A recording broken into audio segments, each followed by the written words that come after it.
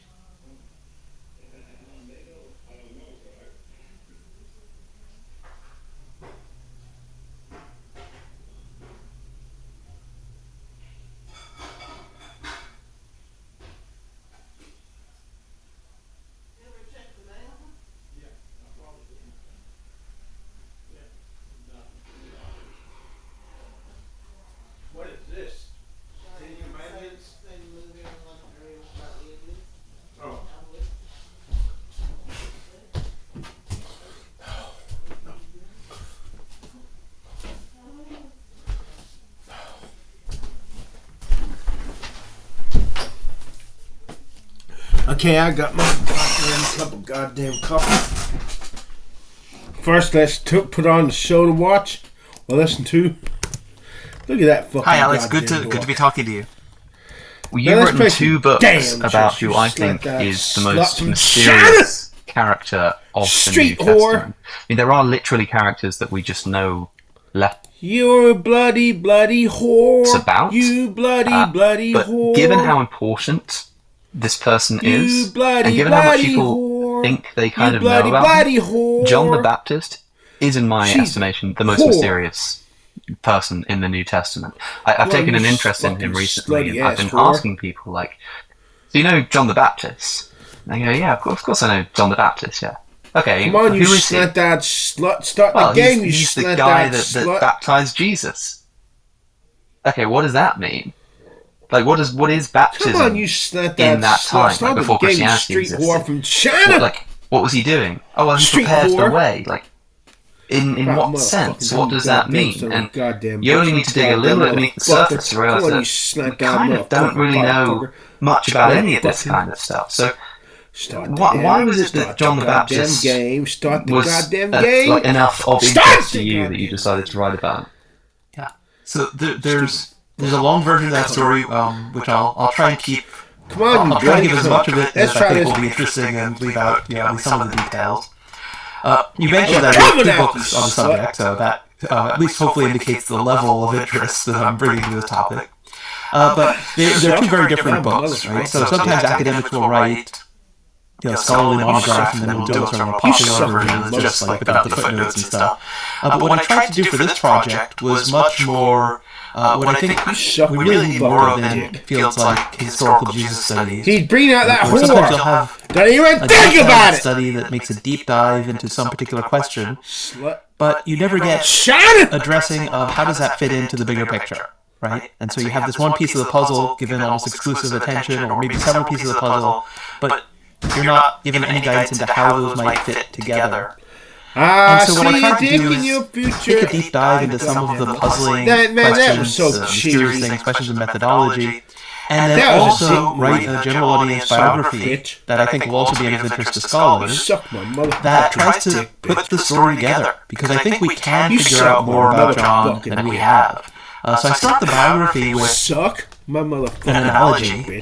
You suck, people think they know him, right? But it's like a homeless person you pass on the streets, every day. And when you actually ask the person, okay, so that person, he was always there. This was your route to work. Can you describe this individual? And suddenly it's like, well, shabbily dressed and various things. And of course, a lot of people's stereotypical image of John is of this wild, homeless-looking man. Right, which is itself puzzling because this person was more famous in his time than Jesus was, and extremely influential, which is hard to fit with some of the things that people think they know. And so, in addition to everybody saying they know John the Baptist, I think there's a lot of stereotypes and assumptions that may actually need to be challenged. God damn. So the way I found my way to the figure of John the Baptist and focusing in on him, it's a roundabout sort of way. I started off doing my doctoral work on the Gospel of John, and one of the things that I didn't really dig into there, just to mention as sort of another topic related to the one that I did focus on, was that Gospel seems to be concerned polemically with views of John the Baptist, right? That Gospel opens with, became a man sent by John, right? That's the first human character to appear in the Gospel of John, right there in that prologue. And then it's emphatically, he was not the light. He came just to bear witness to the light. The true light is coming into...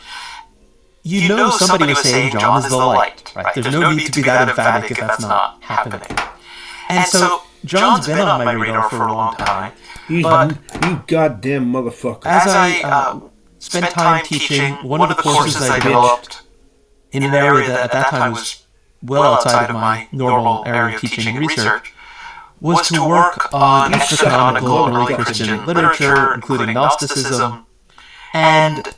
Suck my motherfucking dick. One really interesting Gnostic group Suck my far too few people have heard of is known as the Mandaeans. Suck my dick. You ask people, have you heard of Gnostics? Sure. Have you heard of Mandaeans? A lot of people will say no, unless they're really, really interested in the subject.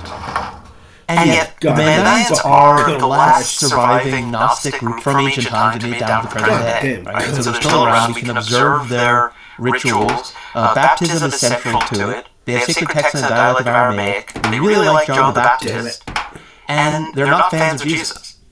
At all, right? And so it has been proposed, plausibly, that this group, in some way, shape, or form, owes something to followers of John the Baptist that did not become part of what became Christianity.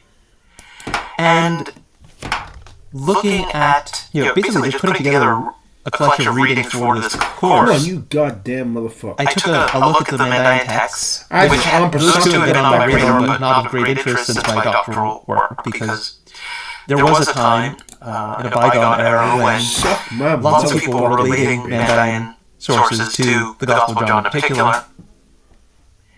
And what I realized as I was putting together this collection of readings for my students was that the two most important sacred texts of the Mandaeans had never been translated into English in their entirety. And I was like, how can this be? Right? These things weren't discovered today. I mean, they'd be making headline news the way that the Nag Hammadi discovery did. Right? And so I took an interest, I started dabbling, I realized that unlike New Testament, where it's hard to find something new to say and a new angle on a well-worn text and a much-studied text, you suck my mother. When it comes to studying the Mandaeans, there are texts that have never been translated in their entirety. There are dozens, maybe hundreds of unanswered questions that nobody's working on. You suck my motherfucking dick, bitch. Just stepping into that field, even just dabbling initially, presenting a paper, I just discovered this is a fascinating place, and it's just so different from New Testament. I'm stupid. And I knew as soon as I started getting involved in that, got an NEH grant, the National Endowment of the Humanities in the United States, to work on a translation project for texts that we sometimes refer to as the Mandaean Book of John. He'd bring her that John the fucking Baptist, whore. not a version of the Gospel of John. And I knew that if people in my main field of New Testament were ever to pay attention to this translation and the importance of these sources, then I was going to have to do, as a follow-up project, a deep dive into the historical John the Baptist, in which the case is made that those sources are relevant. Right? They're later, right? They need to be treated with due caution, but they are not irrelevant and to be ignored in the way that has become a prevailing view in New Testament studies. And so this project really was an effort to do that, but it also brought together some of my other interests in things like Christology and the historical figure of Jesus. And so all of that sort of converged naturally. Basically everything that I ever worked on throughout my academic career, starting from my doctoral work, really converged in this project. And it's I'm definitely not done with John the Baptist. There's more to be said. I'm hoping that people listening to your explanation there, their ears will start perking up at various points. I mean, you said things like there were people who thought he was the light, which, given that John's Gospel is calling Jesus the light, there are people who were thinking that John the Baptist is like the guy instead of Jesus. You talked about how there's a group of Gnostics who particularly like John the Baptist. I mean, these guys are really interesting because they don't think that John is the Messiah, right? But they do think that John is their most important prophet. And they've got a handful of prophets, like Adam is one of their prophets. I'm not sure if Abraham's one of their prophets. I don't think he is. I know that they reject Moses, for example. They include a few others. Like, which other prophets from the Old Testament do they have? So they essentially have the early patriarchs. So it's the same kind of figures that are prominent in what we sometimes call Sethian literature, right, from among the Nag Hammadi texts. And so Seth features. He's referred to as Shitel, which is Seth El, right? So you have these interesting names that are used for like the celestial counterparts of the earthly figures, and so. Going back to like first century thought world, whether it's Philo of Alexandria or offshoots of the things that were in development in that time, the Gnostics, but also in rabbinic tradition, one of the ways that they made sense of these two creation stories in Genesis 1 and 2 was that God created a heavenly prototype to the earthly human.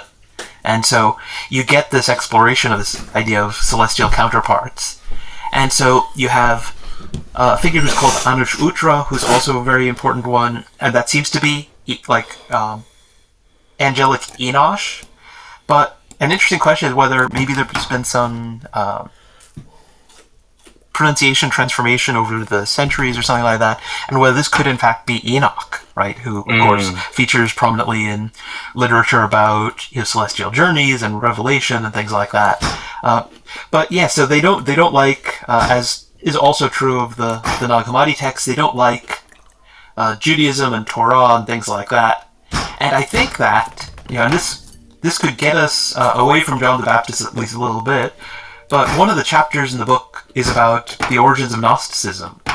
Yeah, that's in the big book John of History, Baptist of Faith. And I think that Mandaean sources do help us. What has been a question that is just subject to speculation up until now. Where does this countercultural in the sense of against Torah movement come from? Where they're interested enough in the Genesis creation stories to focus attention on them, and yet they interpret them subversively and say that this creator God is this inferior demiurge who makes or doesn't even so much make as organizes the material world and rules over it, and is at best an incompetent bungler and at worst a malevolent figure, and sometimes a bit of both. Now I talk about Joseph Stalin, I'm talking about Stalin. If you are part of Judaism, you should like this deity, right? And if you're not part of that tradition, then why would you be so interested in these Jewish texts, right? And so Gnosticism, as listeners to this show will know, like, within Gnosticism broadly, there is this idea that the creator of the material world is either evil or incompetent and not the true God. And this is something that crops up in Gnosticism. And these Mandaeans, which comes from Manda, which is the Arabic word for knowledge, I think, or gnosis at least. Well, Aramaic actually. I can't. What did I say? I think you said Arabic. Oh, I meant to say Aramaic. I thought you might have been Aramaic, but we mention Aramaic much more often, so it's the Aramaic name word for knowledge or gnosis being Manda. That's where you get these Mandaeans, and there's two interesting things about them. One of which is that they're this ancient Gnostic sect that still exists, although in a small way today. They're still around, but they're this ancient Gnostic sect. But there's this other interesting thing about them, which is that like their favourite prophet, their most important guy, is John the Baptist, and that they don't like Jesus. Do you trust the news? I don't. And a lot of that has got to do with the way that bias seeps into media reporting. We can never get rid of media bias, but wouldn't it be great if there were a way to objectively compare the way that the same story is being warped by different media biases? Well, that is exactly what today's sponsor, Ground News, allows you to do. Ground News aggregates thousands of local and international news outlets in one place, so you can compare reporting across the political spectrum. Try it out at ground.news/AlexOC. Did you notice that when Donald Trump was inaugurated, he didn't put his hand on a Bible? This seems to have been a mistake, but whose fault was it? Well, let's look at how it was covered in the news. The left-wing Daily Mirror just refers to Trump inauguration gaffe, whereas the right-wing Breitbart directs the criticism towards Chief Justice Roberts. As you can see, the way that a headline is constructed can affect the lens through which you go on to read a story. Ground News can solve that problem for you. And Ground News even has a dedicated blind spot tab, which specifically seeks out stories that you would otherwise miss based on the news you normally read. So, cut through media bias and better inform your views on important issues by going to ground.news/AlexOC or by scanning the QR code that's currently on your screen. Subscribe using my link to get 40% off their unlimited access Vantage plan. So, the Gnostic stuff, you think that the discovery of their literature gives us an insight into the origins of Gnosticism? Yes, I think that the reason why we have a close connection with early Christianity, and yet also some evidence that there were versions of this system of thought that were not Christian, right, but that have a close relationship nonetheless to Judaism and to Jewish tradition, is because this emerges in the circles around John the Baptist. And we actually have an ancient Jewish Christian source known as the Pseudo-Clementine literature, and it claims that Simon Magus, right, who's this person who is blamed for being the originator of Gnosticism, was connected with John's movement. And it was him and either a student or a teacher of his, right, because sometimes the sources vary, but it seems like a teacher of his was even more directly connected with John, and that Simon basically ousted him in order to take charge of this sort of Samaritan branch of this movement. And that teacher's name was Dositheus, according to these sources. Right? And it would be easy to treat some of these things, and obviously this is highly polemical literature, and so we do need to treat it with some skepticism, but sometimes highly polemical literature is giving you a caricature or distortion that relates to actual people, events, movements, and things like that. And we have evidence from Samaritan sources of a sect that they refer to as the Dustan sect, right? So the Dosithian sect. And one of the things it says about them is that they prayed standing in water. Right, and so that sounds like a connection with this John the Baptist thing. Then we have the first Christian author, right, writing in Syriac, who actually quotes from a Mandaean text and is interacting with them directly, who refers to them, uses a number of different terms and labels, but one of them is Dostheans, right? And so it seems like a lot of these threads that connect John with Gnosticism suddenly start to appear in other places in ways that requires some sort of explanation. And so it's fairly piecemeal. But given that there are traditions that associate John's movement, not John himself, but John's movement, with the origins of Gnosticism, and given that we have a Gnostic group that looks back to John the Baptist but doesn't like Jesus suggests that the origins of Gnosticism should be traced back to the movement around John, but not necessarily either John himself or Jesus, right? And so these may be directions that certain branches of this movement took. And the reason I think this is important, even if you don't think, as I don't think John was a Gnostic, but if this emerged out of the circles around him, if we're trying to triangulate back to John, to follow the different branches to get this figure that inspired these different movements, the Jesus movement, the Gnostic thing, if we want to bring John into clear focus, then tracing these threads back and figuring out what kind of figure could have inspired these different movements, I think is an important step in the effort to bring him into historical focus. It's just, I'm so glad when all of my favourite subjects come together into one, and with your book, New Testament, John Baptist, Gnosticism, Gospel of John, even a little bit of a sprinkle in there because that's your expertise too.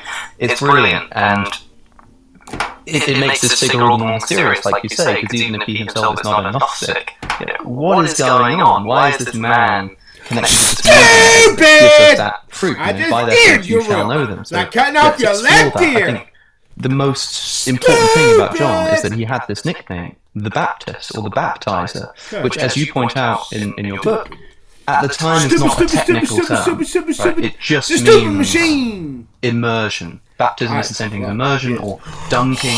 So you quite, I think, entertainingly say that we might as well call him John the Dunker or John the Immerser. Like, this isn't a technical term, this is just a nickname. You also point out that at the time,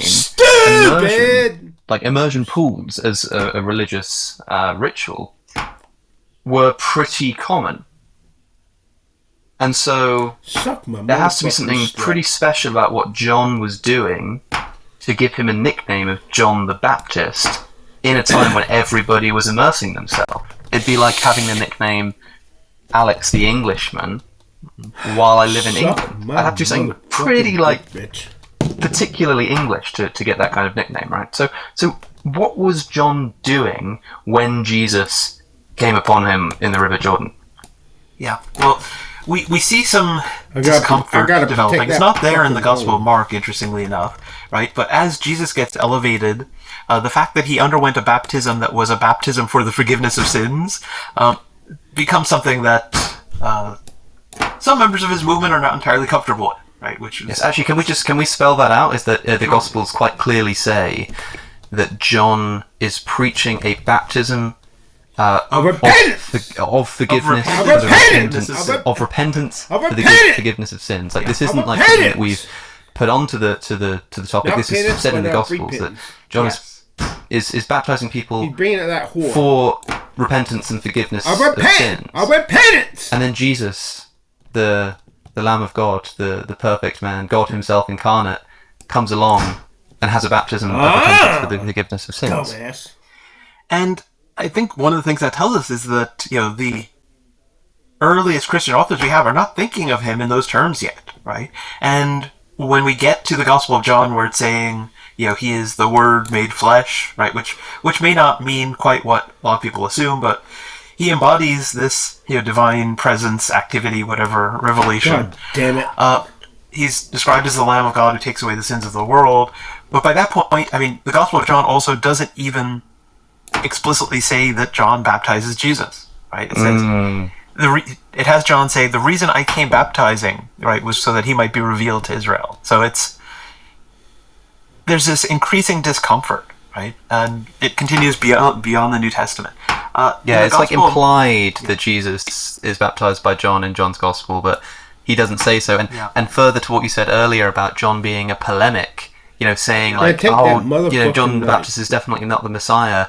Here's another subtle indication that John might have been acting polemically in intentionally not mentioning that Jesus was baptized by this other guy. Yeah, and although I do get the sense that John probably had a certain degree of humility, as also did Jesus, you wouldn't get that impression, sometimes the way he speaks in the Gospel of John, but just as we see a lot of that as the words of this Christian author placing on the lips of Jesus sort of a defense of the Christian view of Jesus, right? And so you get this, high claim to authority, but also these statements that reflect a certain humility. I think that was probably true about John as well. But the words attributed to him in the Gospel of John, only found there, right? Jesus must increase and I must decrease, and things like that. There's reason to doubt whether those went back to the historical John. On the other hand, one of the things that's attributed to John in the synoptic tradition that also shows up in the Gospel of John is this idea that there's one coming after him who'll be stronger, whose sandals he's not even worthy to untie. And I think I solved a lot of questions about John in my books. I'm still trying to figure out, that's a very specific thing. It's like, I'm not even worthy to tie his shoelaces, right? I'm not worthy to Rick, you want to lose your slant do the laundry on his handkerchief or something. You can see what the image might mean. You can kind of figure it out, but it's not an obvious thing to say, right? And so I've not thought about that before. I mean, I just kind of assumed it meant something like, I'm not worthy to do anything, but to untie his sandals is, like you say, it's possible there are undertones that we're simply not picking up on, but the readership of John's Gospel, in the 2nd century or late 1st century would have picked up on. And fucking Christ. John here sort of being presented by the New Testament authors is interesting because, of course, it seems like the fact that Jesus was baptized by John is something that probably happened, and we can know that because if it didn't, it's not something that the Gospel authors were likely to invent. John the Baptist was known as a religious teacher in his own right. He had followers. Some people thought he was the Messiah. And so for Jesus to come and be baptized by him sort of indicates that Jesus is accepting him as some kind of spiritual guider or leader or something, almost like he's joining his movement. And that's a pretty uncomfortable position to put, the Son of God into. And so do you think that historically this gives us an indication that at some point Jesus was some kind of disciple of John the Baptist? Yeah. Yes. I wouldn't even say, okay, the only thing I would challenge in what you said was the almost, right? Hi, let me turn this off. He joined John's movement. Huh. Hello? Hi, Chris. I'm calling to see what's going on for the studio. If I should be reserving a room, we need to get the same producer. All this takes time. So I'm not sure what day you're available to do this. I know you tend to go back to North Carolina right away. Can you give me some details? Well, I'm not sure when Mark Blackwell is coming, but maybe when I first get there on Thursday is the best time to do it. That's tomorrow. Yes.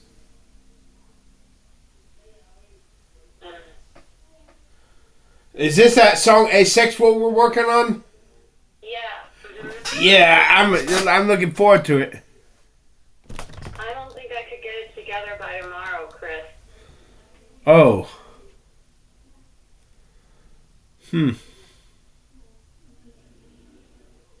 I thought you might want to do it on Sunday or Monday, but tomorrow?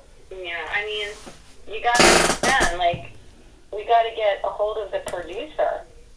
And I started this 10 years ago. I hope he's still in the business. 5 years have lapsed since this pandemic.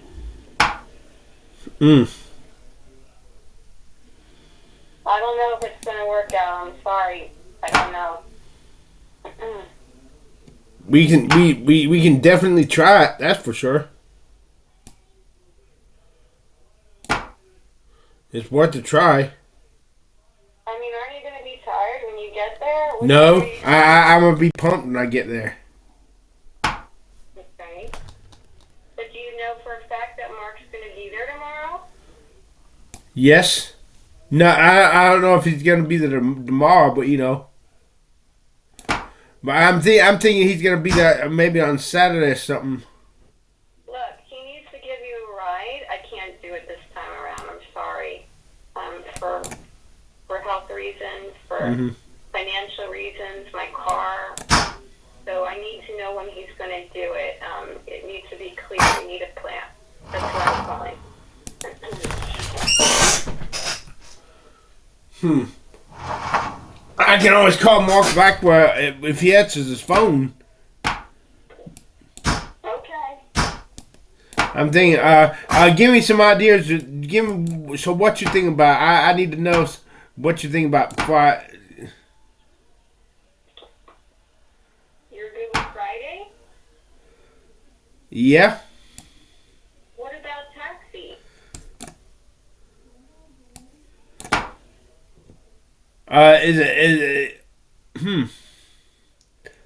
Darn. I think that the best day to do this would be Sunday or Monday. Are you leaving on Monday? Yes. What time are you leaving on Monday? I don't know, around 1, maybe. Then I guess Sunday I could ask for. Yeah, Sunday night. That I believe that's good because after the rally is over, it's still in the afternoon. Let's call the studio right now,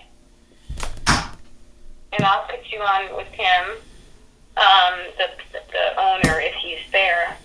I don't even remember the name of our producer. I have to look. Let's see here.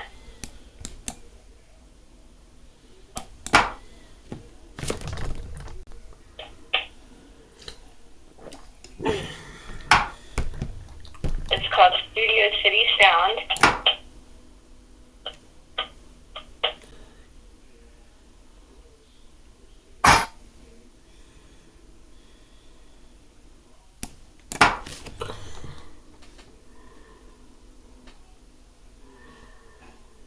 Tyler was his name. Tyler. Yeah, I remember. Yeah.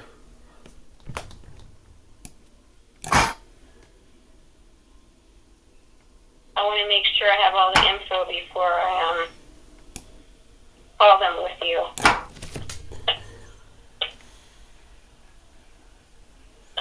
Yeah, I can still see the studio in my mind.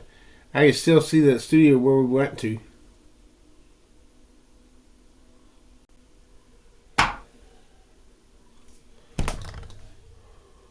Is his last name Page? I don't remember his last name.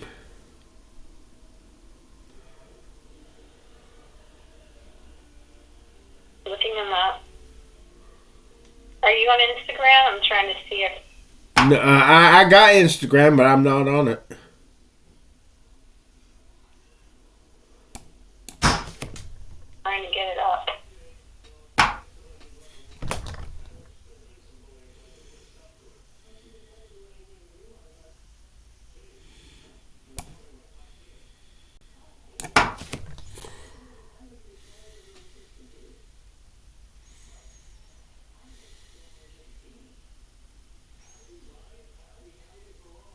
Yeah, that's his name.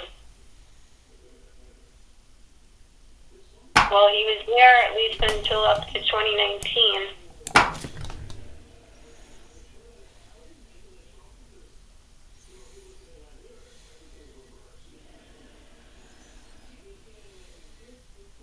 Looking.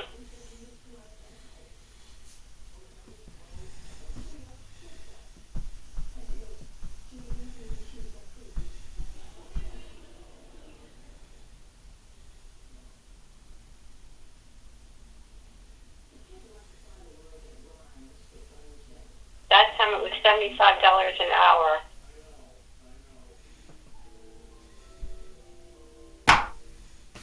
Probably more now.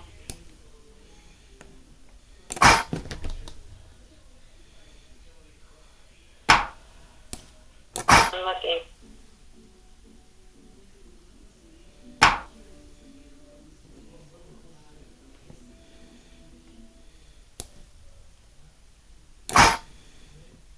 We don't have to do much more. We need to get it mastered. Mastered. Mm-hmm.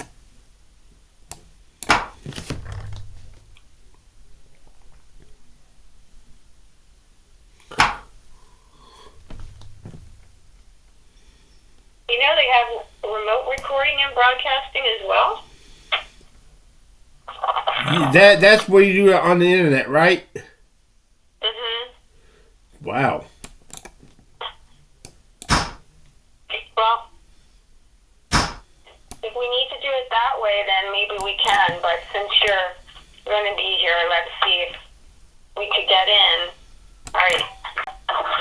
So if Tyler's not available, we need to make a decision if we're going to have somebody else work on it. Okay. I mean, I guess I would be all right with it, although I would prefer him do it, since he knows it. I also have to listen to it again. It's been a long time. Like I said, I was concerned about dealing with it because of the whole transgender thing. I mean, it just exploded. It was, I don't know how you feel about it, but... If it's a song that get on the top 10, let's go for it. Mm-hmm.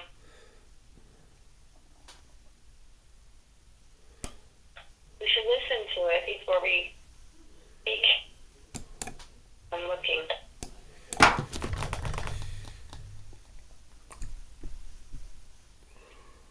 And I feel real bad because you had done, we had done like our little video session. Uh-huh. I noticed you gave it to me, but I don't know if they're in my Google folder. I don't know. I'm so sorry. That's not important for tomorrow, but okay, let's see. Okay, so I have 2022. I sent it over to you.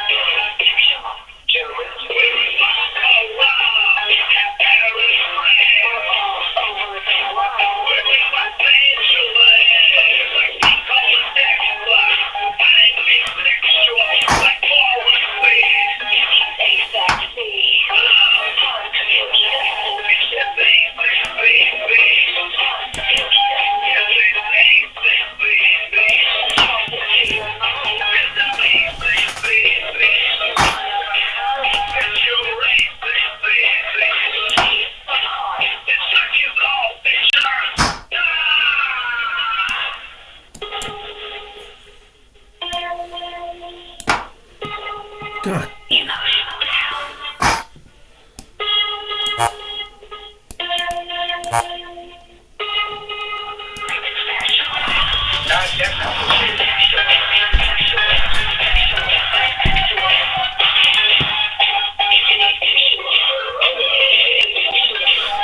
Romance.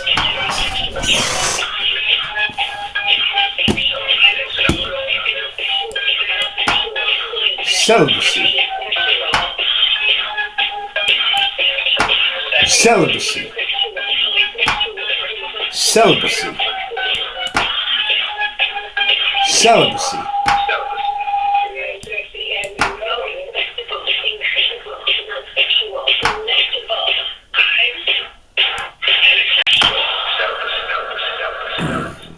That's pretty good. Yeah, it is. One thing that I was wondering about, and I want to get your opinion on this. So, there is a fraction of the people who are asexual who are considered anti-sexual, which I consider myself. What does that mean? I don't like it. I don't like the feeling that people are trying to like get into your, your wares or whatnot. I think that there is a lot of problems. That's why I wanted to do this whole celibacy thing. Now, celibacy could be considered anti-sexual. Other things that would be sex repulsed, which you're like disgusted by it. Sex negative, sex adverse. It just really totally bothers you. And so I was thinking, I just don't know how much work it would take, or if it's worth it, because asexual is like a bigger umbrella than anti-sexual. Also, some people don't take a liking to anti-sexual because I leave anti-sexual out. Remember when you shared the song with the A&R guy at Texas and they really liked it? I think it's good enough. Okay. I do that too. Sometimes I try to cover every possible scope. And a producer told me, Chris, you need to get so esoteric. Mm-hmm. Well, you do say celibacy a number of times. I was wondering if we could put maybe one more, or at least bring it out a little bit more. I do it. I'm game for it. Yeah, that was my real intention behind this, to promote celibacy. Right now, there's a lot of people that aren't promoting it because they want people to have babies because of this new administration. It's biblical celibacy, but you know how this country is. But anyway, all right, we'll keep it at asexual, and we definitely need to get this mastered. You do know what mastering means, right?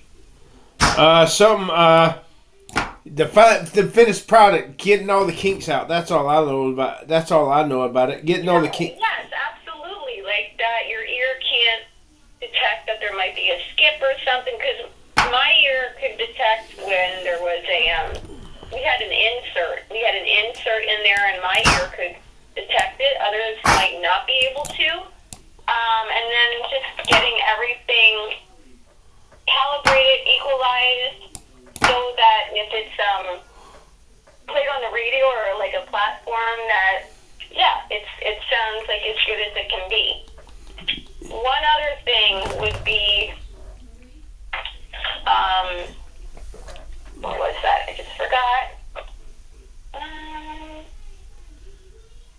Because there are a couple drums that, I like the drums that Ty did, if you remember her, from 5 years ago, and now we don't talk anymore because she became friends with people who are Satanists. Oh my God! I released her from my. Yeah, it's just been the last 5 years have been just. Whew, horrid. Absolutely. I love Ty. She was great. Maybe I shouldn't have disconnected her, but I got very concerned when she had friends who were, and then she was promoting 5G, which I heard was really bad for you, because she works for Verizon, or she did. But she did a great job with doing the live drums. You remember her, right? No. Oh, you don't remember her. Maybe you didn't meet her. Sometimes you have to work with people. Sometimes you have to work with people, and even if you don't like what they're about, just as long as they don't try to drag you down into that. Yeah, unfortunately, of people in the business who are, I believe. I mean, we all know, like, the whole Katy Perry thing. How could we forget that? She sold her soul. Yeah, and now she's going with a Canadian former prime minister who, in my opinion, killed people during COVID, and he did some really wrong things to people who were requesting their freedom. I don't know if you heard about the truckers, like their big rally up there, and anyway, we were in a very big, dangerous mess, Chris. I don't know if you realize that was extremely just wrong. I'm just so happy that we're out of it. And you know what? The virus, whatever the heck it was, it started in your state. It started at the University of North Carolina at Chapel Hill. Years ago, they were experimenting on it. And then it was taken over to Wuhan because I don't think they were allowed to do it in the United States anymore. But anyway, back to this. So let's call. Let's see if Tyler is available. And if he's not, then we'll decide if we're going to utilize someone else. All right. And now, Chris, what time would you want on a Sunday? I don't know, 6:30. Okay.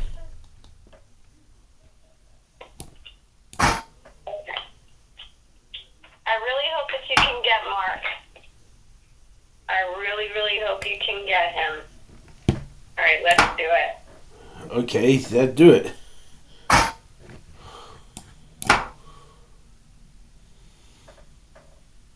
Oh, hang on, let me get their number.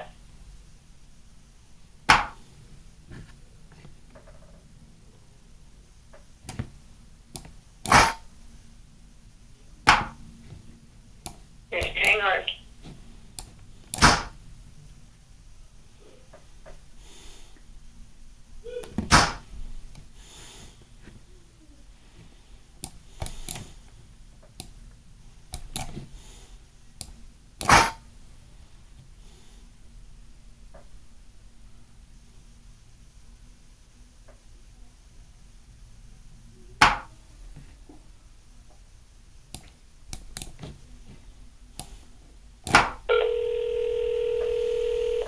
Chris?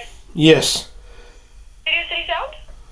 Hi, I'm calling because I'm interested in possibly booking a session on Sunday. I have my friend on the phone. We were there 5 years ago, and then no way. You know what happened in 2020. He's coming in from North Carolina for a music rally called Taxi. So, okay, we're thinking of doing it on Sunday. We were working with a producer named Tyler. I think his last name is Page. Is Tyler still with you? Yeah, he's still here. We call him Tall Tyler. Tall Tyler, okay. Yeah. He was really great. I don't remember him being that tall. How about you, Christopher? No. Do you remember? No.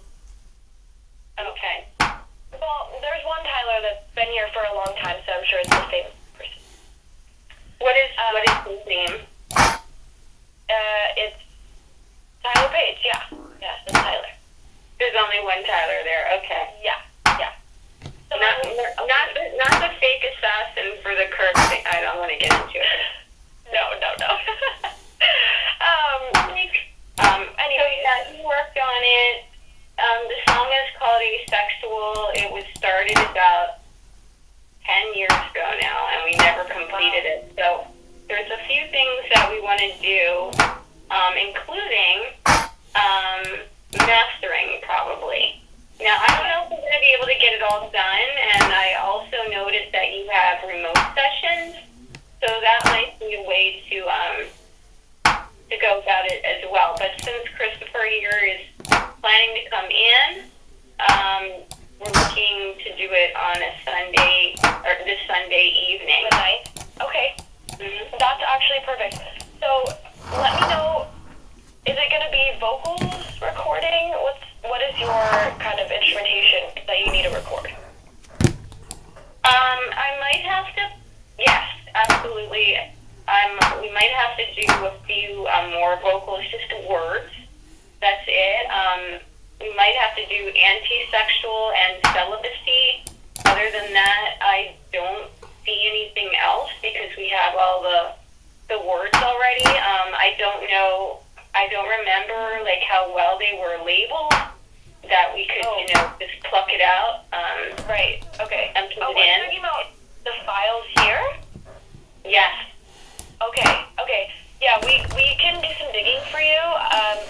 I know we do have like a massive hard drive database with like everything from the last 15 years. So we'll look it up for you and see like which files we can recover and what we have. And so you're gonna need a vocal mic set up, but no other instruments. No, not that I'm aware of. Everything was pretty much synthetic. It's an electronic song. Here, actually, let me give you a 10-second sample. Okay.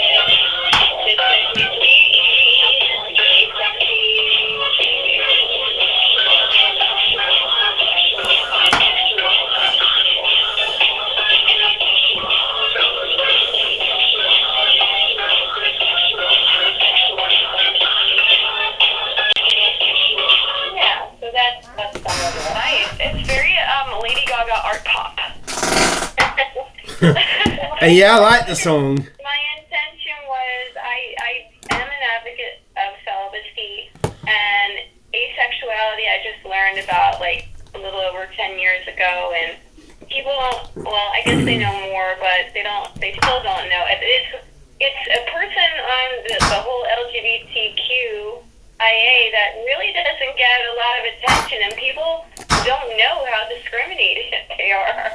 They have all sorts of conjectures about this class. So that was the intention, and sweet. Okay. Yeah. So we're excited, and if we could get it mastered during this session, that would be wonderful. But that might be unrealistic. But that would be like the next step, because I don't think we're going to do much more with this. It's pretty much done. Okay. So we're gonna let me just map this out. So you're thinking let's say an hour-ish to record, just to do some of those overdubs that you want to punch in some of those words, and then are you going to be? Does it need to be mixed as well? Are you gonna need to account a couple hours for like a mix, or is it mostly mixed? You just have to punch in some vocals then master it. It's mainly mixed, yeah. There's one other thing that Chris here is forewarning me about. There's one part where I say Vogue. It's only one time, but I wouldn't want to get sued. Okay. So I don't know if I need to take that out, or if I could maybe make the note different. So I'm allowed to say the word Vogue. Hello, but I just don't know if I'm on that. Yeah, if it's like a copyright infringement situation. Okay. So, well, maybe just do a little research ahead of the session. And I could ask ChatGPT. Once you make your decision, we could do a bounce with the word in it, and then a bounce without the word in it as well. I could ask ChatGPT. Yeah, ask ChatGPT. Okay. But yeah, I'm gonna need your a copy of a song so I can give it to them. I can ask them right now. Oh, you need a copy of the song? I have it. It's okay. Okay, sweet. So what time are you looking to start? Chris, I'm gonna go with what you're saying. You said 6:30. Let me think. Can you make it 7 just in case I don't want to miss anything at Taxi? Okay. 7. And then do you remember which studio you recorded in last time, or which one you would like to be in? I think it was called Studio B. It was a small one. The small one. Okay, perfect. That sounds great. And then you want an engineer in there, obviously. Well, that was Tyler. Yeah. Okay. We'll get in touch with Tyler, and an approximate amount of hours. So let's say you do an hour of recording, 2 hours of mixing, and an hour of mastering, potentially?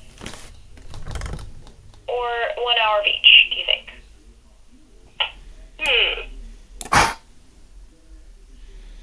Or we could just give you like a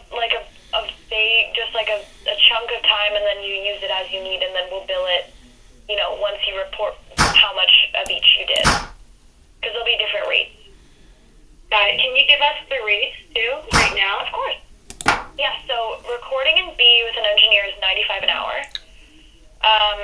Mixing and mastering are both $150 an hour. So, or mastering is $150 a song, sorry. So if you decide you want to just do the recording and the mixing in that session, and then just have Tyler master it on his own, and then send it to you, that probably would be the most ideal thing. Because mastering isn't as much of like a creative process. It's just leveling everything and, getting it ready for sound systems and streaming and all that stuff. I got an idea for that Vogue. You can go, Vogue! Okay, I'll think about it, Christopher, but that basically it will be a punch-in, or it could simply be tweaks to whatever note, we would decide on. It's there in the computer. It's not like I need to redo it. Okay, so we'll set up a mic for you just in case. So let's say 7, and then should we just say 3 hours? And then if you need to go longer, we can adjust? Let's see. I want us to be comfortable and not have to. A 4-hour session sounds like we wouldn't be rushed, but I don't know if we need the 4 hours. I'm thinking 1 hour for vocals. Probably 1 will do it for the mixing, and then I would like to be there for the mastering. I don't know. Maybe it would behoove us to do the additional hour. Maybe for starters, we should just do 3 hours. I know that Tyler needs to know, though. Right. Yeah, I need to give him a vague amount of time so that he can block it off. And I can put a note in the booking that's might need an extra hour. That's fine. Just so he's aware.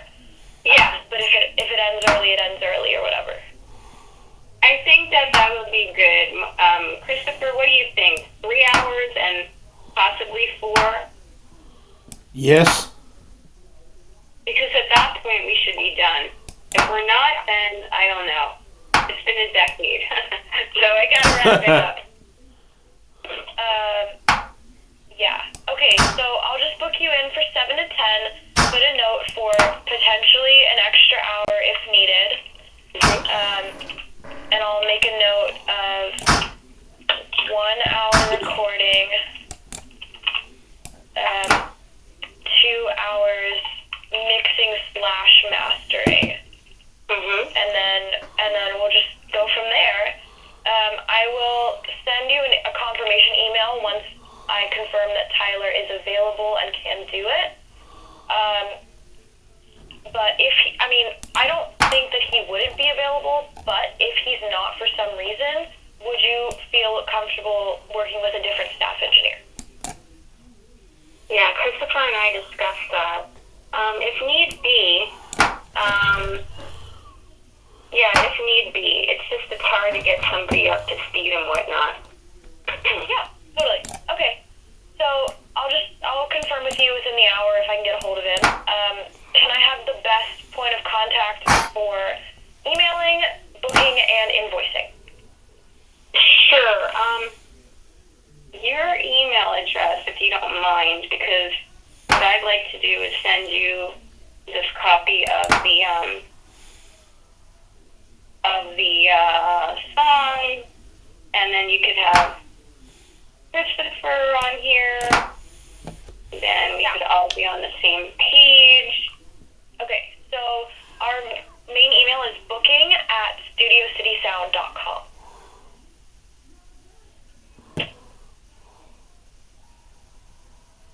Okay, I had that. And what is your name? My name is Rachel. Okay, hang on, I'm going to put attention, Rachel. Beautiful. I'm also working on a song, but I'm not going to be working on it there. I'm recording my vocals on my... I found him producing on Fiverr, and he's doing an excellent job taking my vocals from my song and putting them on section by section on my song. Who is this? Who did you work with? I got a song I'm working on it with Sebastian. He's on Fiverr, and I'd love to send you a copy of the song and see what you think. Yeah, sweet. I tell you what, before y'all get off, I'll play it over the phone. Is that okay? I might have to jump off and keep working, but send it to me in an email. I'll definitely listen to it. Okay. And then yes. Sorry, what was your name? I just sent it, Rachel. Monique. Monique? Okay. But what's your email? Monique and Christopher. Do you see it? Checking.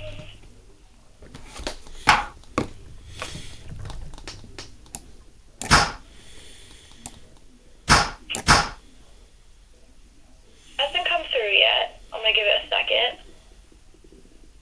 There it is. Found it. Awesome. Okay, cool. So we've got that. I now have the chain, and I'll just reply all once I get a hold of Tyler. And I've got you guys in the calendar, and I will make out your invoice as soon as I get confirmation from Tyler. Okay. Sounds good. Anything else? What's your email? Just send it to booking@studiocitysound.com because I'm working on this computer so I can pull it up. Okay. Oh, I sent you it, Christopher. I put you on a CC. It's Okay. the one that we had before, too. I think you had it. And Rachel, I just sent you something, too. Sweet. Oh, you got it. Okay. Perfect. Thank you so much. And thank you. Christopher, anything else? Christopher, anything else? Because I'm going to hang up now. No. All right, great. All right, then, Rachel, I'll be waiting to hear from you. Absolutely. Thank you both so much. I really appreciate it. You're welcome. Thanks for the time. All right. We'll see you this weekend. Okay. Bye. Have a good day. See you. All right, bye.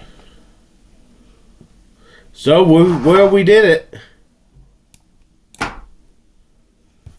Hello?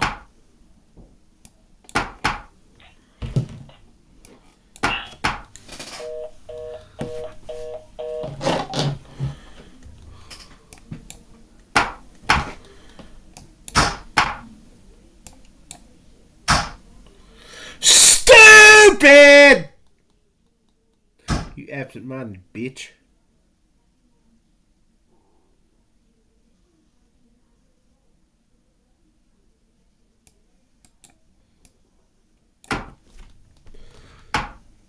I'll go to bed, but I won't give head.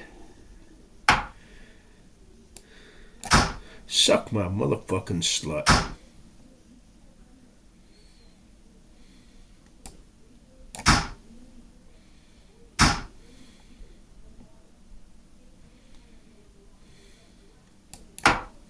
You suck my motherfucking goddamn slut.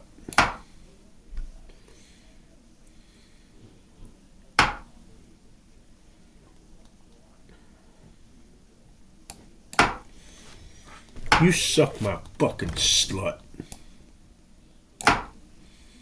God damn it. Suck my dick, bitch.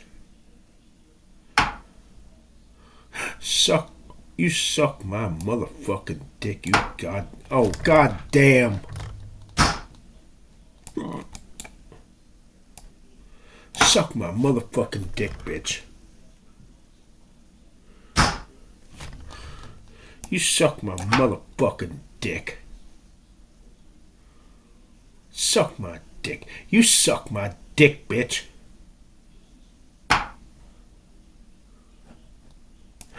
Suck my motherfucking dick.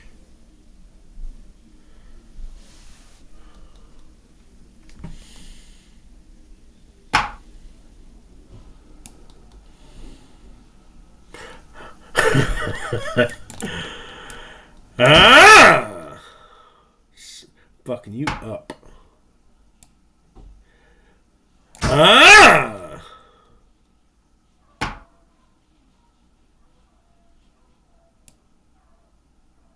Suck my dick, bitch.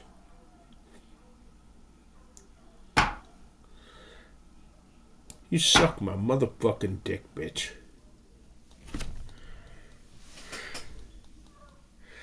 Suck my motherfucking dick. Suck my dick, bitch.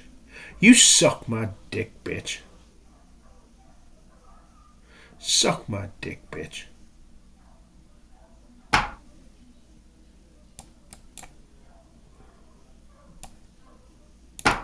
Suck my motherfucking dick. You suck my dick, bitch. Suck my motherfucking dick. Holidays. You suck my dick, bitch. Suck my motherfucking dick. You suck my dick, bitch. Now fuck up and move this poem down here. Son of a bitch. You suck my motherfucking dick. Suck my slut!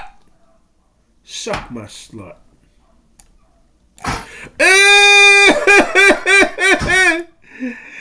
Kiss that rug by slut.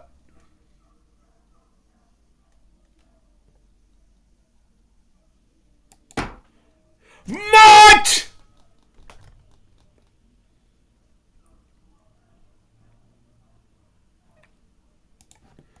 Suck my slut.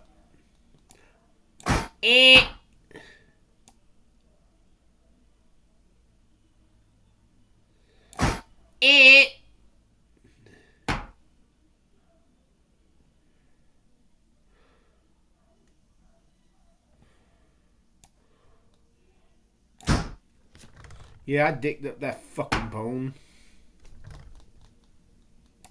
Suck my dick, bitch.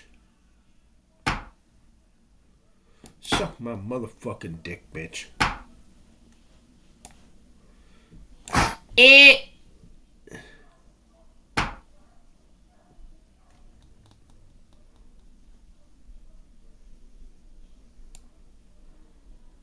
Suck my dick, bitch.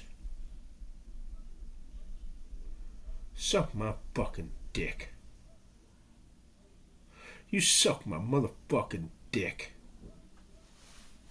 Gotta get that fucking bitch right, slutty ass fucking bishop.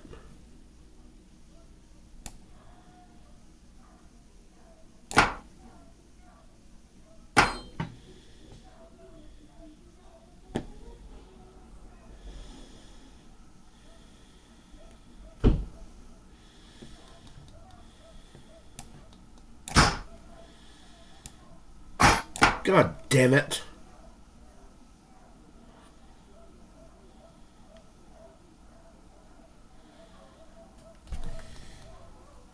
Aw, boop, I touched her head. Now I got myself another whore.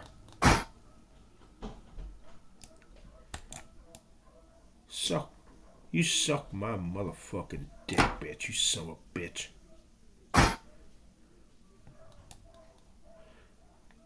Suck my fucking dick. You suck my fucking dick.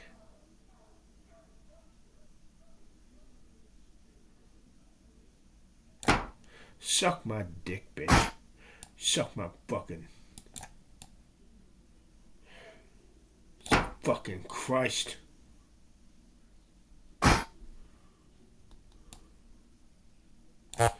Suck my fucking dick. Suck my... You suck my motherfucking dick, bitch. You suck my motherfucking dick.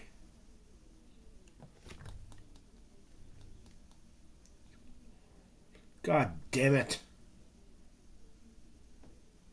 Oh, fucking Christ.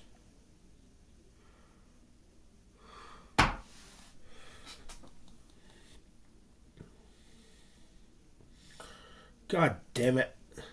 Oh, fucking Christ. Fucking Christ. Fucking Christ.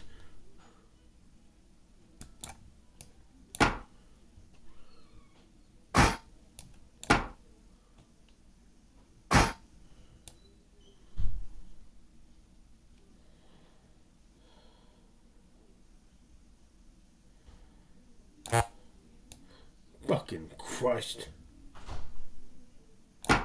Fucking Christ.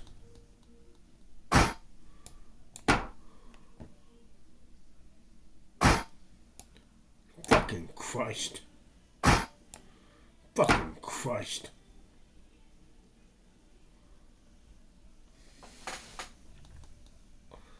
Fucking Christ. Fucking Christ.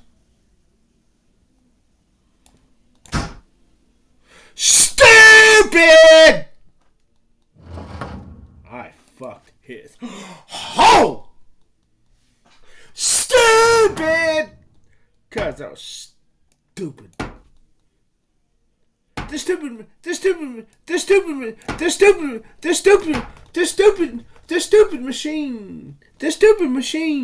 Stupid.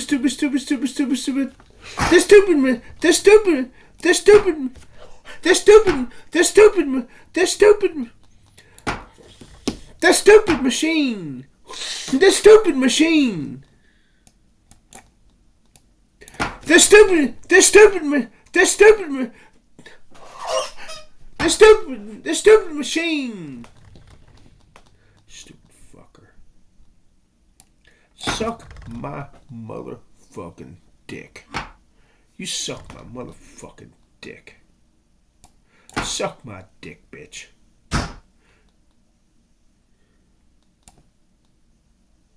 You suck my dick, bitch. Son of a bitch. With spit. With spit. Pit, spit.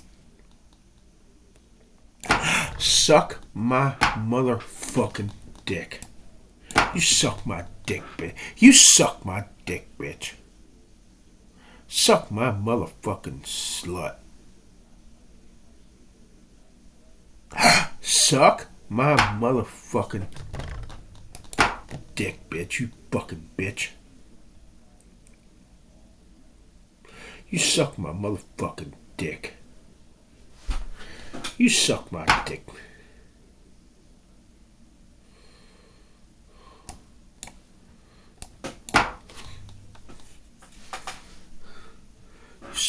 You suck my motherfucking dick, bitch. Suck my dick, bitch. Suck my motherfucking dick, bitch. Suck my dick, bitch. Suck my dick, bitch.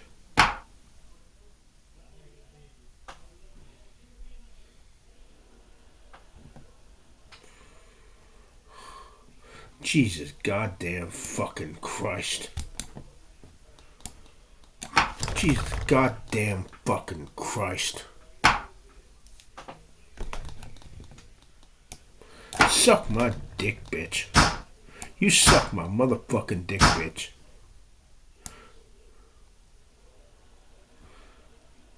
Suck my fucking dick. Suck my dick, bitch. God damn it.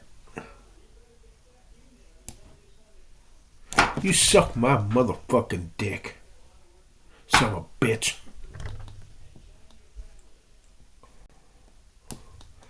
Suck my fucking dick.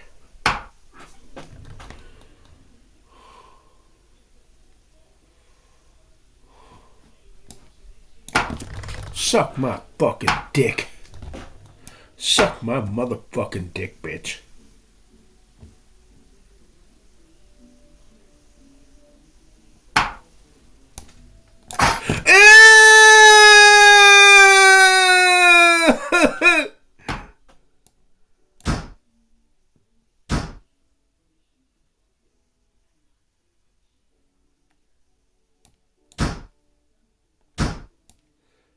Suck my dick, bitch. Man, this is fucking bullshit. This is fucking bullshit. Suck my fucking dick. Suck my motherfucking dick, bitch.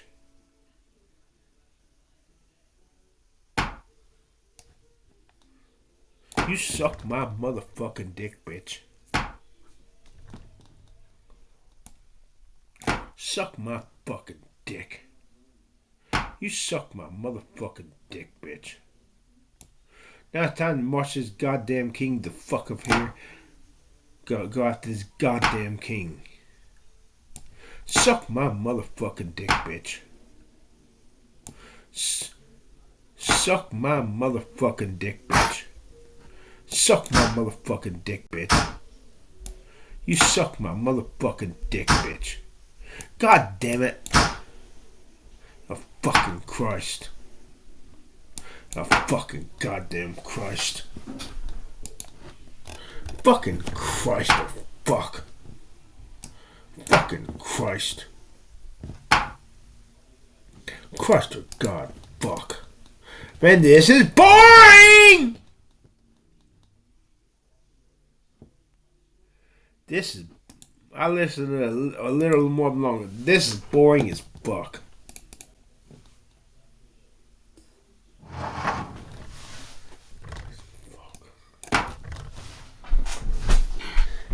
And yet John seems to have said that, one coming after him, right, will be stronger. And I think, that may, one possible context for John rather to have said something like that is when he got wind that Herod Antipas was paying attention to him and likely to try to eliminate him. If you get rid of me, one of my disciples, right, one who comes after me, right, just like we get that in that language used for Christian discipleship, here too it could have the same connotations. Somebody who's part of my movement will turn out to be even stronger than I am. And especially given that John seems to have styled himself as like the prophet Elijah. Elijah certainly stirred things up, but it was his disciple Elisha, right, who actually does sort of bring about the regime change and does some of these things. And so that may have been the way that John was thinking. And so you suck my motherfucking Elisha might be stronger, right, than Elijah in terms of the forcefulness with which he acts. That doesn't necessarily mean greater, right? And it's interesting that we have attributed to Jesus a statement which I think is unambiguous. You suck my motherfucking dick. John is the greatest human being who was ever born, right? And the Christian tradition certainly struggled to know what to do with that, given that damn night. Saying, for Jesus to say, among those born of women, there's none greater than John the Baptist. Well, Jesus was born of a woman, and so... Suck my dick, bitch. Case closed. Yeah, that is fascinating. I kind of had assumed that quote excluded Jesus, but then, right you are, he was also born of a woman.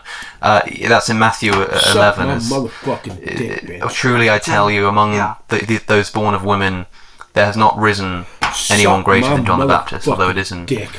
Other gospels are available, as I say. You suck my dick, and there are different sort of versions of these stories, but what we do know is that John the Baptist crops up in more than just a baptismal capacity.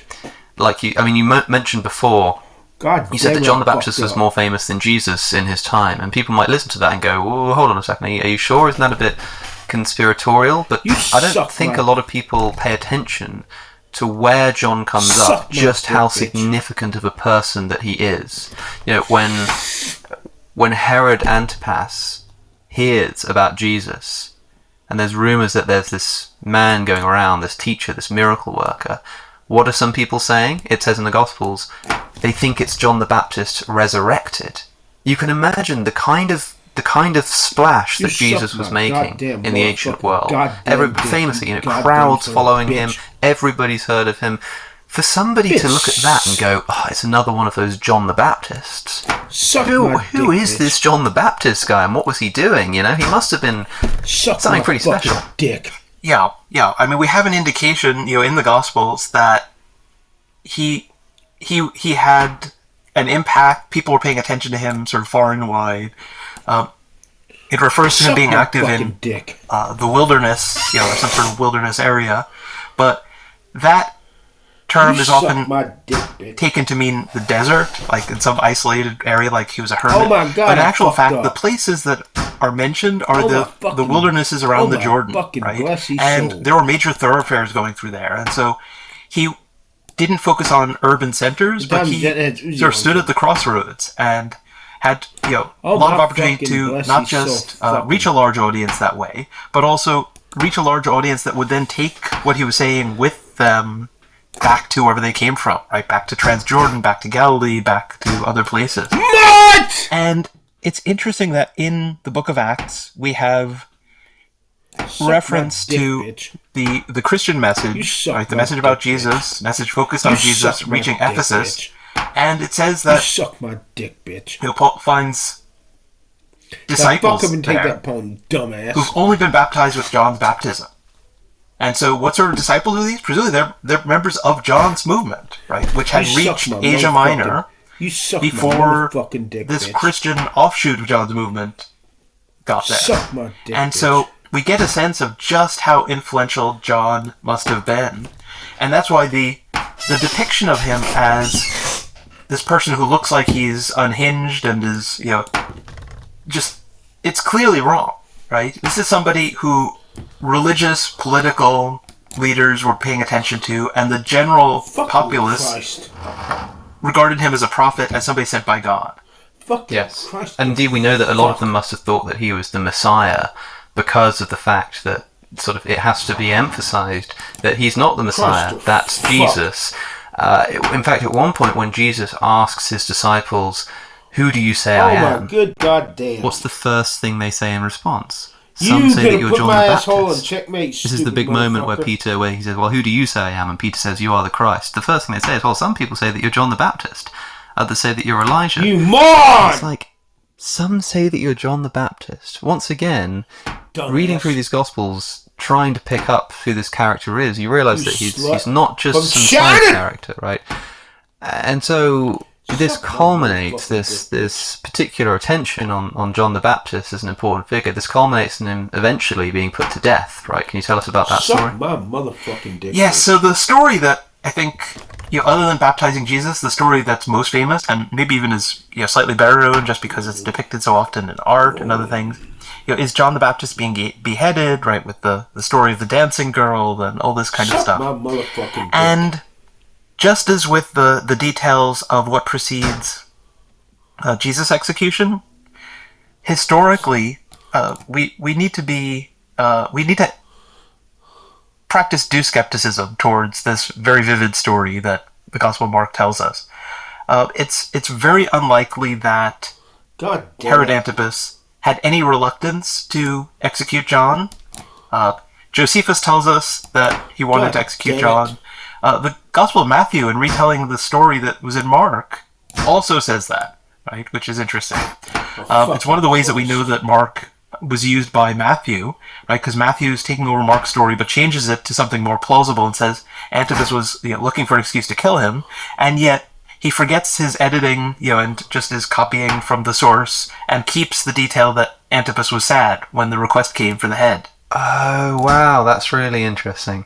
And so it's, but just as with, the conversations between, like, Jesus and Pilate and that kind of stuff. Stupid! Yeah, right, Pilate didn't want to execute this troublemaker. Yeah. What very, very out of character. Here too, I think that the effort to place the blame on on women, rather than on Herod Antipas, is an effort to say, well, yes, so both of the major figures in our movement were executed by the figures who were in some way, shape, or form representatives of Roman power. But, really, their hands were tied. They were forced to do it. And so you really shouldn't pursue us and do the same to us because we're part of this movement. Right? They're doing some damage control there.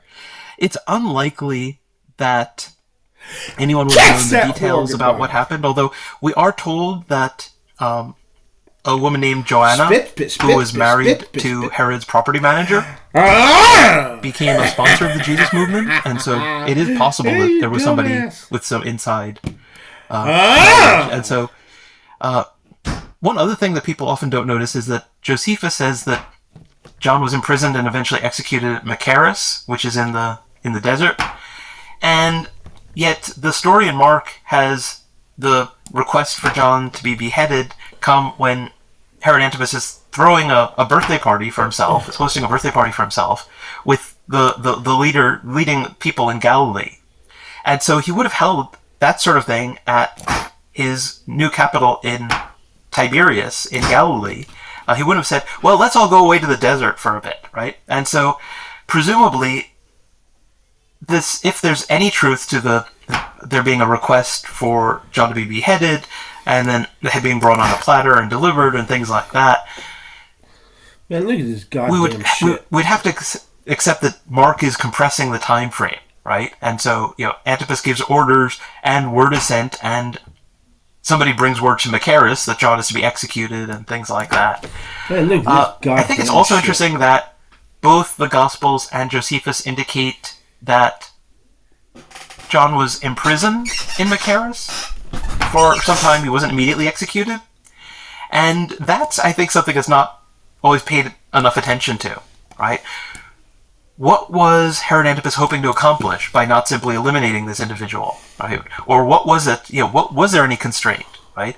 And even if we think that being sympathetic to John is not the likely explanation, right? What we get Mark offering, enjoying listening to him, there was something. Right? And so was it that he was hoping to figure out more about this movement and his followers before cutting off the head of it? Because sometimes you cut off the head and the famous mythological image of you get 7 more popping up and so is it because he's worried that the followers might do something in response to the execution, and so he's trying to judge whether it's safe before proceeding with simply eliminating him? It's very hard to say, but I think not enough people have asked, what's the delay about? Damn it. What does it tell us about how Antipas viewed John and thus about John? Why is John imprisoned and then eventually executed? Like, what's the reason for that? The answer Josephus gives is that Antipas was concerned about the crowds, which seemed like they might be ready to do anything that he might advise them to. And we'll come back to that in a moment, because I think there may be one thing that we know that somebody did, following John's advice or indication. The Gospel of Mark says that it's due to John criticizing Antipas's divorce from his first wife and marriage to his brother's ex-wife, right? They divorce and he marries her.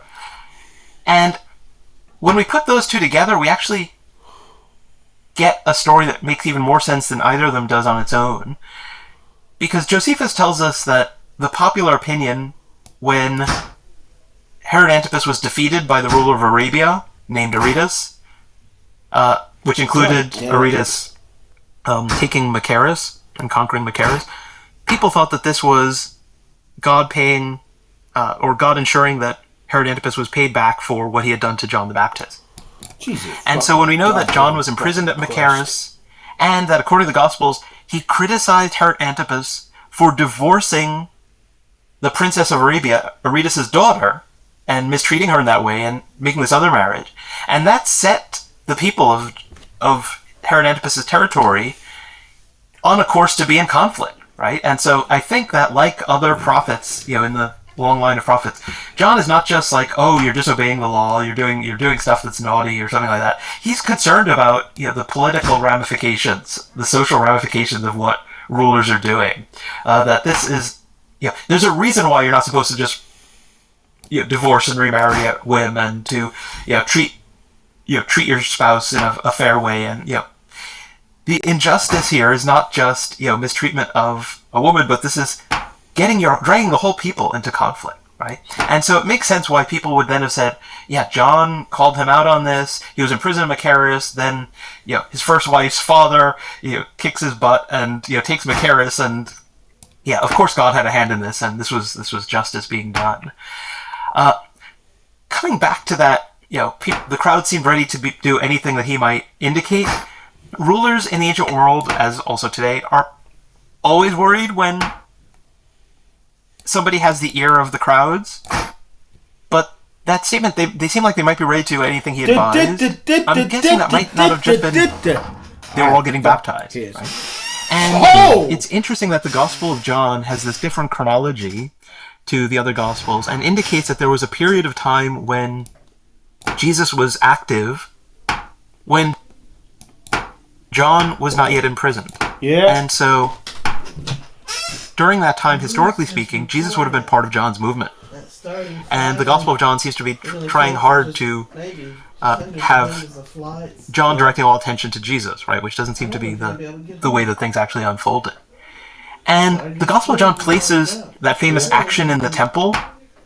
The thing is sometimes called the cleansing of the temple, but it seems much more likely to be a foreshadowing of its destruction. Driving out the animals and the money changers, right? The things that were essential for the temple to continue its operations of offering sacrifice. Okay.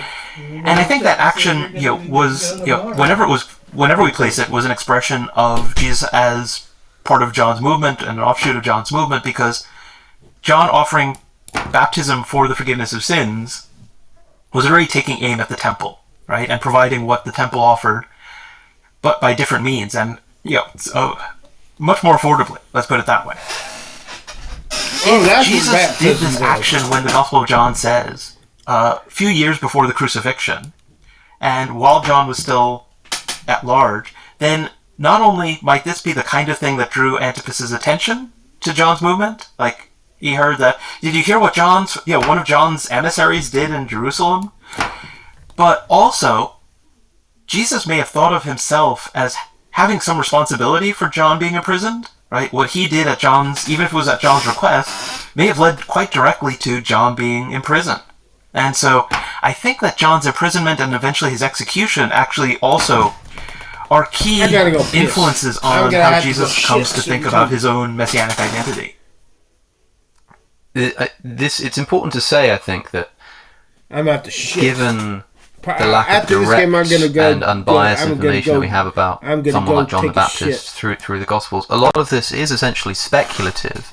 It's sort of a kind of educated guesswork, but it takes a lot of drawing out to see where you're getting these ideas from. And in your book, you do this. You take the time to demonstrate how the very act of baptism that John was proficient in is itself, like you say, contra to temple worship, because you're offering people what they're supposed to kind of only be able to get from the temple from somewhere else, and drawing out this idea of Jesus as historically one of John's followers, and this quote about them being willing to do anything. And I think it is a really interesting theory, and I think the thing that most people are going to be interested in all of that is the idea that there is this time where Jesus is going around considering himself to be a follower of John.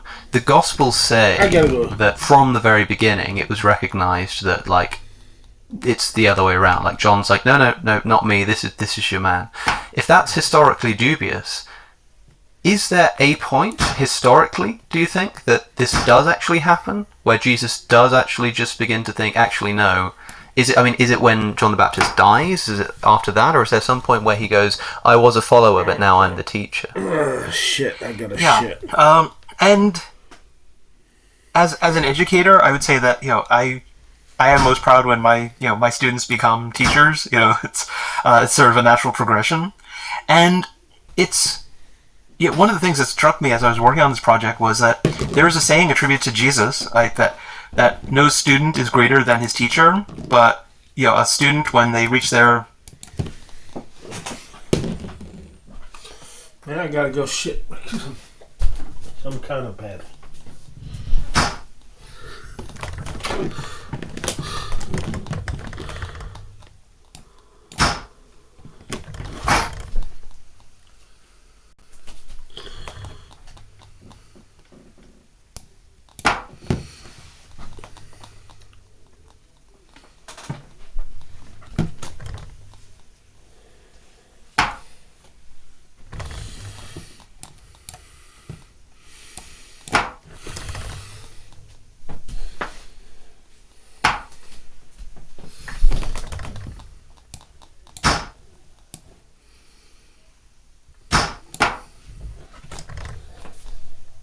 I gotta go shit badly.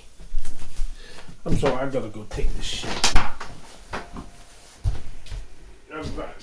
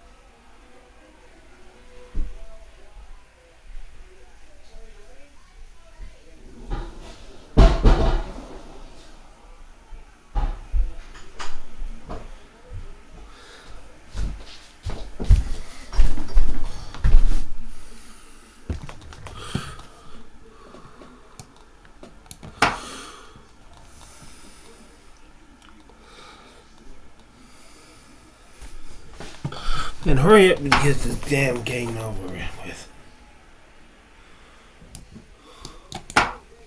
Jesus fucking Christ. Jesus fucking Christ.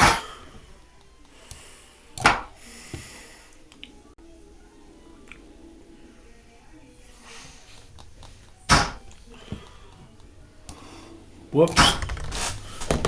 Well, I'm just gonna let the hang in.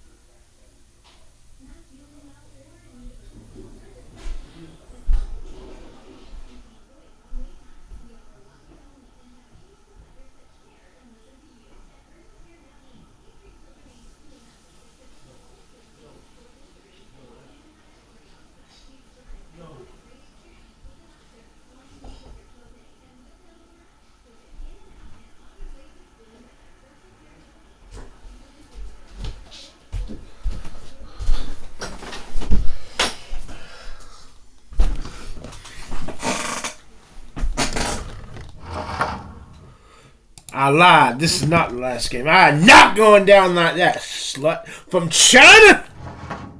I will win the last damn game I play, you slut. Yeah? Hand me that phone. Oh, did I give you the phone too? Yes, you did. Those are actually pretty good, but next time I won't burn them. Oh, yeah. A little better when you don't burn them. Yeah.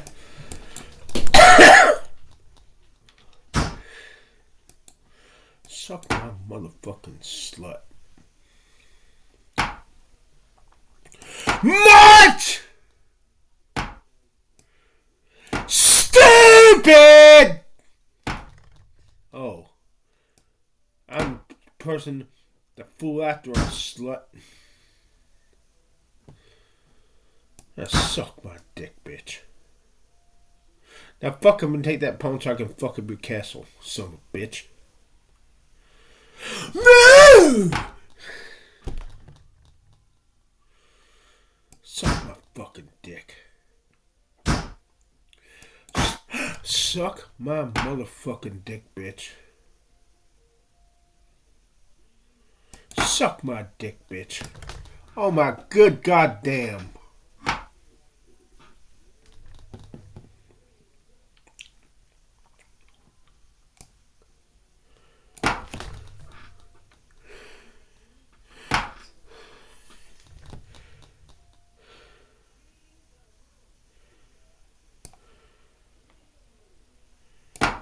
Come on, you bitch. Dumbass.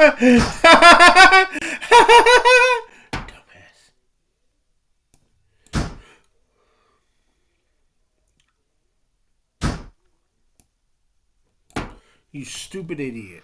Stupid. The stupid machine. Dumbass. Dumbass.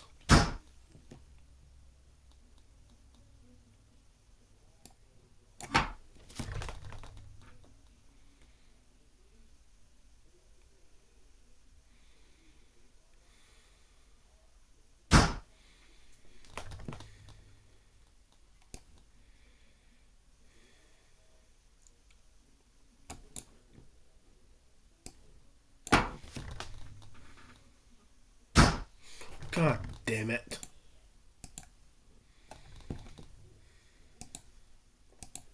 God damn it.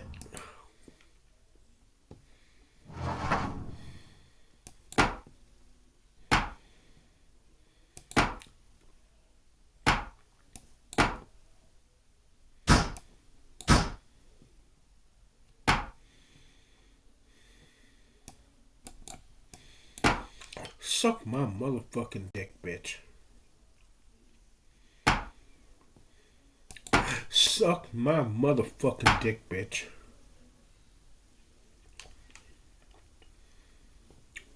Suck my motherfucking dick. Suck my dick, bitch.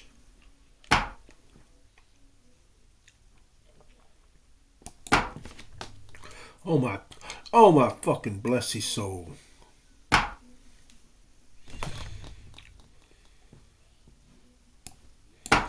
Oh my goddamn blessed motherfucking soul. Oh my god. Oh my goddamn blessed soul.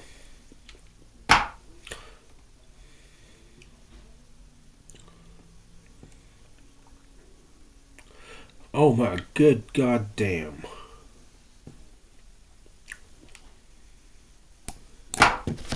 Suck my motherfucking dick.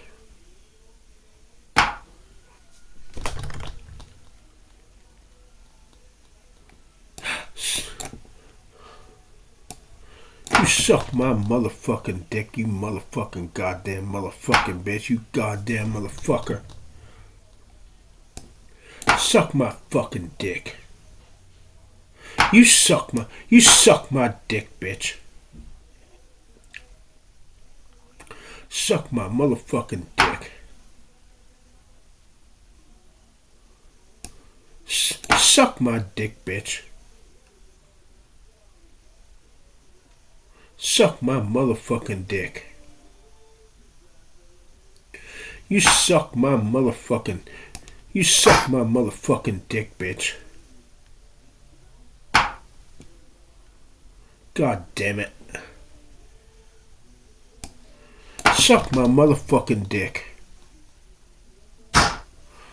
You suck my goddamn motherfucking goddamn dick. Goddamn motherfucker. You suck my dick, bitch. Oh my good goddamn.